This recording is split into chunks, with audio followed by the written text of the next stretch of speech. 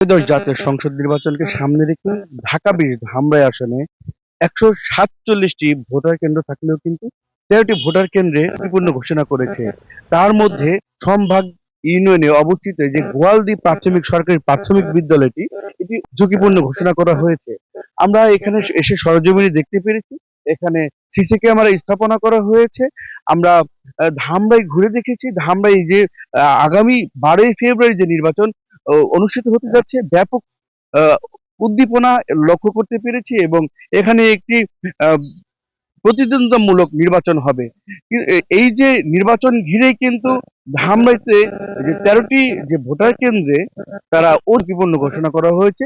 সে ব্যাপারে আমরা জানতে চাইবো ধামরাই যিনি অফিসার ইনচার্জ ভারপ্রাপ্ত কর্মকর্তা শ্রী মহোদয়ের কাছে এবং ইউনো মহোদয়ের কাছে সাথে কথা বলার চেষ্টা করব। আমরাই থানা এলাকায় মোট ভোট কেন্দ্রের সংখ্যা ১৪৭। ১৪৭ এর মধ্যে আমাদের অনুসন্ধানে বিভিন্নভাবে পরিদর্শনে মোট ১৩টি ভোট কেন্দ্রে অতিরিক্ত ঝুঁকিপূর্ণ প্রতীয়মান হয়েছে। এই ১৩টি ভোট কেন্দ্রের সার্বিক নিরাপত্তার জন্য ভোট কেন্দ্রগুলোতে সিসি ক্যামেরার পাশাপাশি যারা আমরা দায়িত্ব পালন করব তাদের প্রত্যেকেরই বডি অন ক্যামেরা রয়েছে। এছাড়াও অতিরিক্ত পুলিশও মোতায়েন করা হয়েছে।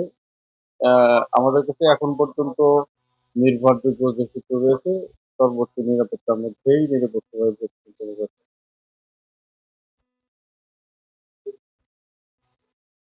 ওই কেন্দ্রগুলোতে অবশ্যই এক্সট্রা ফোর্স মোতায়েন হবে। পাশাপাশি মোবাইল এবং স্ট্রাইকিং থাকবে। তাছাড়া সরকারের আরো গুরুত্বপূর্ণ যে সংস্থাগুলো রয়েছে আইনশৃঙ্খলা বাহিনী হিসাবে কাজ করবে। সবকিছু মিলে বাংলাদেশে যে আসন্ন নির্বাচন, এই নির্বাচনটা হবে সম্পূর্ণ নিরপেক্ষ এবং অংশগ্রহণমূলক। এখন পর্যন্ত আমাদের কাছে যে তথ্য রয়েছে আমরা যেভাবে আম কাজ করছি সেখান থেকে সর্বোচ্চ নিরাপত্তার মাধ্যমেই ভোটাররা ভোট দিয়ে বাড়ি ফিরে যাবে এবং সুন্দর পরিবেশের মধ্যে ভোট সম্পন্ন হবে বলে আমরা আশা